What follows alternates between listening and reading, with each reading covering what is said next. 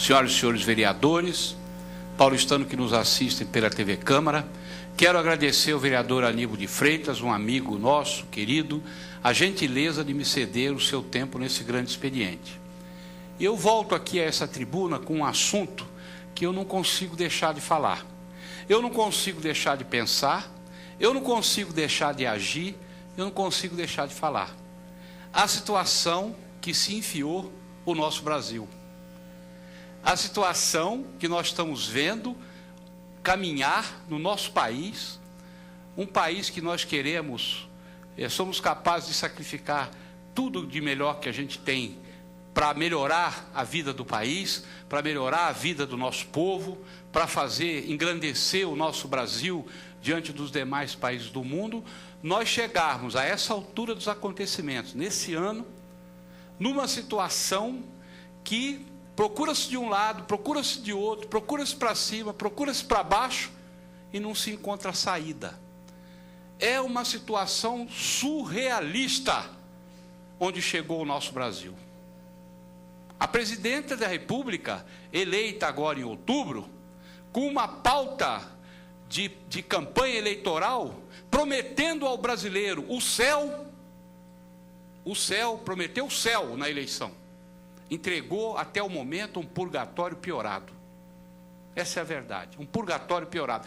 Não vou dizer o inferno, porque o inferno é um lugar que eu nunca tive oportunidade de visitar, espero nunca ter, mas o inferno, nós não estamos vivendo ainda o inferno como um tal, mas um purgatório piorado nós estamos vivendo. A desesperança que se abateu sobre o povo brasileiro.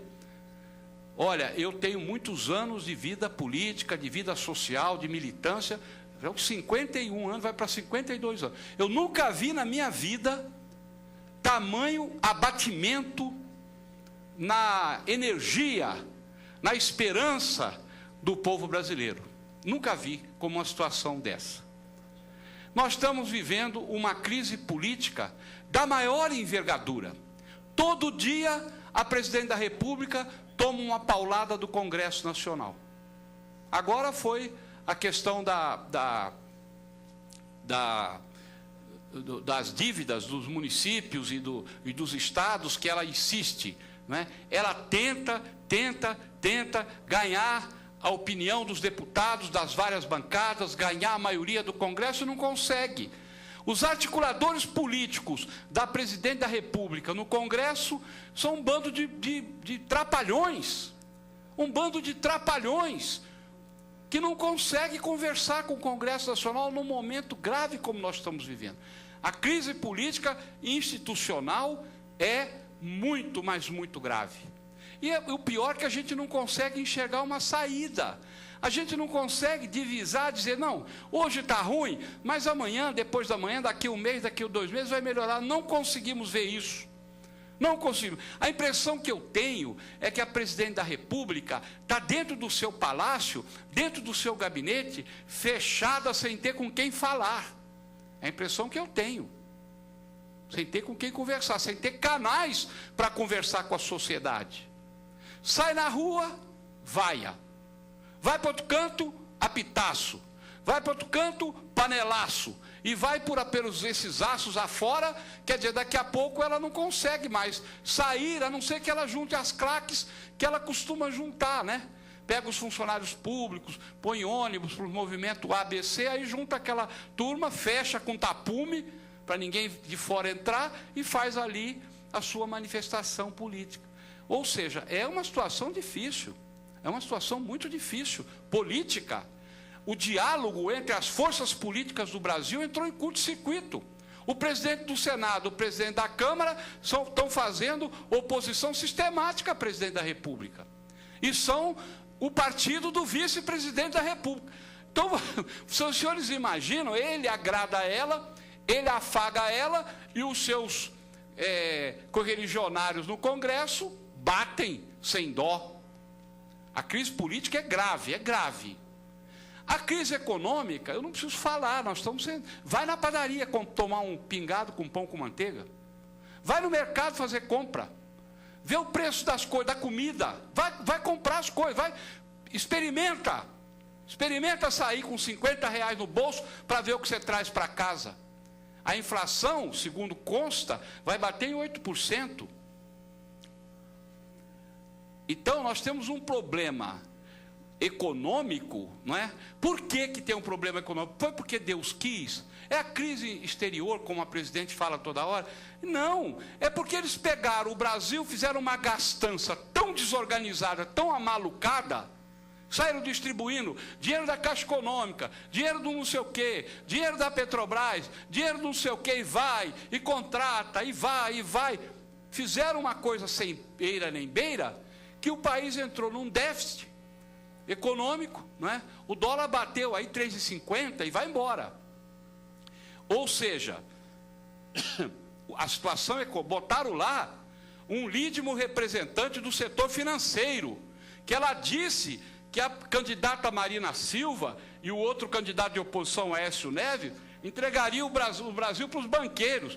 Ela mal tomou posse e entregou o Brasil para o chefe geral da banca, que é o ministro da Fazenda. Então, quem entregou de verdade o Brasil na mão dos banqueiros foi ela. Foi ela que fez isso. E ele, agora, eu não estou dizendo que é certo ou que é errado, estou dizendo que falou uma coisa, chegou ali e fez outra, exatamente o contrário. E eu quero dizer que as medidas amargas, econômicas, que vão ser tomadas e que serão tomadas, ou toma essas medidas, vereador Eliseu, o Brasil vai para o buraco. Ou fecha a torneira, agora fechar a torneira significa matar gente. Significa isso. Tá certo? Significa tirar das pessoas condição. Eu estava conversando hoje com um médico que é presidente da Sociedade de Nefrologia. Nós temos aqui 32 hemodiálises em São Paulo para fazer SUS. Ele disse que até o fim do ano fecham todas, porque a tabela do SUS não paga. A tabela do SUS não paga a hemodiálise. O pessoal está prejuízo, está indo para o banco tomar empréstimo. Veio aqui ontem o diretor da Amparo Maternal, uma maternidade que existe no Brasil, em São Paulo, desde 1939. Para vocês terem uma ideia, eu fiz estágio lá, eu estava no 4º, 5º ano de medicina. Como essa maternidade é antiga, tá certo? Estou dando meu testemunho para provar. Ele veio aqui e falou, eu perguntei para ele, quanto custa um parto normal? Para o senhor fazer um parto de qualidade normal, de 3.500 a 4.000 reais. Muito bem, quanto o SUS paga um parto normal? 630 reais. Paga quase 10% do valor, vereadora. Então, como é que o Brasil vai poder dar assistência com uma tabela dessa na saúde? E na educação? E os cortes que estão tendo no geral? E o problema da taxa de juros que aumenta? Então, a economia está numa situação muito delicada. E vai vir maldade, mas maldade da feia. Não é de graça essa maldade, é a gastança, a falta de responsabilidade pública, a demagogia barata, o populismo infernal que o governo do PT enfiou no Brasil. Isso causou o que nós estamos vivendo hoje. E agora vai ter que meter a tesoura. E aí, obviamente, a própria base de apoio à presidente está dando conta. O Paulo Paim falou que vai sair do PT. Outra senadora de Santa Catarina, eu li no jornal, falou que vai sair do PT. Porque o Paulo Paim não aceita que o PT tenha essa agenda de recessão econômica. Crise econômica. Olha só a mistura, a misturança. E aí a crise moral. Eu, sinceramente, estou cabeça baixa e envergonhado. Né? Eu nunca fiz absolutamente nada que não fosse republicano na minha vida. E conheço muitos colegas meus, muitos amigos meus, muita gente de bem que tem sua vida pautada pelo republicanismo. Agora, o que montaram no Brasil de maracutaia, usando o termo do Lula, ele disse que tinha 300 picaretas no Congresso, maracutaia e tal. Ele falou naquela época e fez o que falou. Porque as coisas que nós estamos descobrindo dentro do seio do governo, pelo partido do governo e pelos aliados que dão sustentação ao governo, que estão sendo feitos... parte, vereador? Em seguida, vereadora. Que estão sendo feitos com o dinheiro público do Brasil, é uma coisa maluca. E aí, eu quero também dizer aos senhores e às senhoras que não é privilégio exclusivo do PT. Sobra para todo mundo. Parece que o Brasil virou, desculpe o termo aí, que não é muito correto, uma farra do boi do dinheiro público. São governadores, são prefeitos, são parlamentares, é o poder judiciário, é aqui, é ali, é acolá, onde a gente vai, topa com corrupto, mandando no país, mandando nas instituições, mandando na justiça, mandando em todo lado. Olha lá o juiz que pegou o carro do outro lado, do ladrão que foi tomado o carro lá, o Porsche dele, do ratão, que foi financiado com dinheiro do BNDES para fazer maracutaia no país. O juiz tomou o carro e estava usando o carro.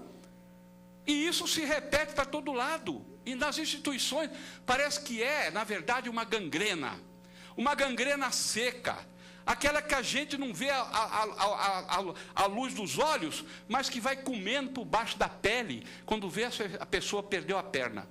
Vou dar a parte à vereadora Juliana. Obrigado, vereador Nataline. Eu estou atenta aqui ao seu pronunciamento, e eu acho que o Brasil e tudo isso que vem acontecendo agora, nesse período onde as pessoas podem visualizar, e, claro, com um quê a mais da imprensa, da senhora Globo, dos jornais escritos, né, das rádios, que muitas vezes têm colocado a sua opinião, mas mais direcionado para o Partido dos Trabalhadores, porque tem um ódio, né, de que o PT está todo esse tempo organizando o Brasil, fazendo a distribuição de renda. E, claro, que a gente está vivendo hoje em dois momentos que eu queria dialogar. Um, que é a questão da corrupção. Hoje, a gente só tem todo esse cenário porque tem uma organização de abrir, né? Abrir todas as informações e ser colocadas a público para que se apure, para que a corrupção não tenha mais tanta força dentro dos governos, dentro das instituições. Isso é uma organização que é muito boa, é saudável, principalmente para as pessoas saberem que isso existiu e não começou de agora, não começou no Partido dos Trabalhadores. Mesmo que a imprensa queira relacionar a corrupção da Petrobras agora, o senhor Youssef está lá fazendo todo o esquema desde 1990, conforme ele mesmo vai colocando, e que não vem na rede pública isso. Então, a gente precisa ter dois pesos e duas medidas. Hoje, a gente tem que ter muito claro que a organização é feita e tem que ser colocada clara, e a presidenta Dilma está apoiando isso, tanto que fez um pacote da questão da corrupção. E uma outra coisa rápida, terminou o seu tempo. Em 2 segundos, é a relação que a gente tem. A gente está vivendo hoje uma crise que ela veio mundial e que a gente conseguiu segurar, e hoje chega aqui no Brasil. Então, eu não tenho mais tempo. Agradeço a sua parte, muito, muito bom para o meu debate. Eu só quero dizer à senhora que corrupto, para mim, tem que estar na cadeia, seja do PT, seja do PSDB, seja do PTB, seja de quem for, seja do PV, que é o meu partido. É bandido, é corrupto, tem que ser julgado, condenado e preso, e devolver o dinheiro que roubou do povo. Esse papo de dizer, não, o seu corrupto é pior que o meu corrupto é melhor que o seu, isso é papo furado.